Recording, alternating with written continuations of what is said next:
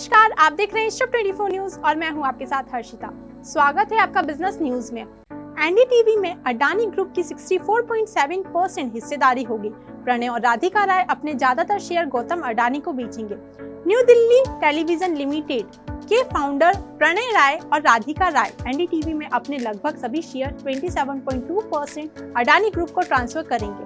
इसके बाद उनके पास केवल 5% हिस्सेदारी बचेगी। शुक्रवार को उन्होंने एक्सचेंज फाइलिंग में इसकी जानकारी दी। इस ट्रांसफर से एनडीटीवी में अडानी ग्रुप की 64.7% हिस्सेदारी होगी। प्रणय और राधिका राय अपने ज्यादातर शेयर गौतम अडानी को बेचेंगे। न्यू दिल्ली टेलीविजन लिमिटेड के फाउंडर प्रणय राय और राधिका राय एनडीटीवी में अपने लगभग सभी शेयर 27.2% अडानी ग्रुप को ट्रांसफर करेंगे। इसके बाद उनके पास केवल 5% हिस्सेदारी बचेगी। शुक्रवार को उन्होंने एक्सचेंज फाइलिंग में इसकी जानकारी दी। इस ट्रांसफर से अडानी ग्रुप की हिस्सेदारी बढ़कर 64.7% हो जाएगी, जो अभी 37.45% है। भारतीय स्टार्टअप ने 16,000 कर्मचारी को हटा दिया गया है। दुनिया भर में इस साल 930 कंपनी ने 1,46,000 कर्मचारी की छटनी कर दी है। आपको बता दें कि छटनी करने वाले कुल 44 भारतीय स्टार्टअप्स हैं। इसमें से आधी हिस्सेदारी 14 एडटेक कंपनियों की रही है। इन्होंने करीब 7,000 कर्मचारी को काम से निकाला है। बायजूस जैसी यूनिकॉर्न इस मामले में दूसरे स्थान पर है। छटनी पर नजर रखने वाली वेबसाइट लेआउट के मुताबिक दुनिया भर में इस साल अब तक 930 कंपनियों ने लगभग 1,46,407 कर्मचारी को हटाया है। इसकी मुख्य वजह 2021 में जरूरत से ज्यादा कर्मचारियों की भर्ती रही। हालांकि इसी बीच आईटी कंपनी एक्सचेंज ने 1,57,000 कर्मचारियों को प्रमोशन भी दिया है। इसमें 60,000 से ज्यादा कर्मचारी भारत के हैं।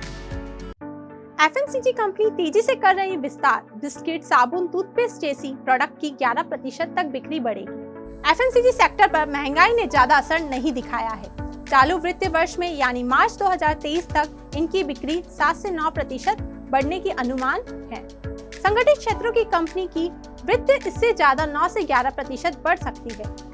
हाल की तिमाही में इस सेक्टर की बड़ी कंपनियां तेजी से असंगठित क्षेत्र में हथिया रही हैं। दरअसल देश में खास तौर पर शहरी इलाकों में बिस्किट, साबुन, टूथपेस्ट जैसी रोजाना खपत के प्रोडक्ट की मांग बढ़ रही है। इस बीच एफएमसीजी कंपनी ने कई छोटे बड़े ब्रांड की अधिकरण करके विस्तार की रणनीति अपना रखी है। रेटिंग एजेंसी क्रिसिल के मुताबिक अगले वित्तीय वर्ष में एफएमसीजी सेक्टर की ग्रोथ 10% के आसपास रहेगी। अंतर्राष्ट्रीय व्यापार के लिए भारतीय रुपयों का उपयोग अब श्रीलंका और रूस भी कर सकेंगे। इसके लिए सहमति भी बन गई है। श्रीलंका ने दिसंबर 2022 में विदेशी व्यापार के लिए भारतीय रुपया आईएनआर का उपयोग करने पर सहमति व्यक्त की है। इसकी शुरुआत उन देशों को भारतीय रुपया व्यापार निपटाने तंत्र के दायरे में लाने के लिए की गई है, जहां डॉलर की कमी है। श्रीलंका के अलावा रूस, क्यूबा, लुक्समबर्ग भी अंतर्राष्ट्रीय व्यापार के लिए भारतीय रुपये के इस्तेमाल पर सहमति हुई। आईडीएफसी फर्स्ट बैंक में बचत खाते जीरो बैलेंस पर निशुल्क बैंकिंग की घोषणा की है और आमतौर पर उपयोग की जाने वाली 25 बैंकिंग सेवाएं पर शुल्क माफ कर दिया है। कम से कम 10,000 एवरेज मंथली बैलेंस बनाए रखने वाले ग्राहक 25,000 average monthly balance requirement IMB बचत खाता संस्थाएं इन लाभों के लिए पात्र हैं। भारत का research and development market 4 lakh crore तक पहुंच गया है। दुनिया की सभी बड़ी ऑटो कंपनियां भारत में रिसर्च सेंटर खोल रही हैं। देश का automobile engineering research and development market करीब 4 लाख करोड़ तक पहुंच गया है। ग्लोबल रिसर्च फर्म टेप्लो ग्रुप के मुताबिक 2016 में भारत का ER&D मार्केट 1.85 लाख करोड़ रुपए का था, जो 2021 में 3.4 लाख करोड़ का हो गया है। 2022 में इसके 12.67% की ग्रोथ के साथ 3.9 लाख करोड़ रुपए तक पहुंचने का अनुमान है। रिलायंस जियो ने क्रिसमस और न्यू ईयर के मौके पर अपना happy new year prepaid plan launch किया है। इसमें 2023, 2999, 2879 और 2545 रुपए के प्लान शामिल हैं। इसके अलावा अन्य रिचार्ज प्लान भी अपडेट किए हैं। इन प्लान में अनलिमिटेड लोकल और नेशनल फ्री कॉल्स और 100 SMS प्रतिदिन की सुविधाएं दी जा रही है।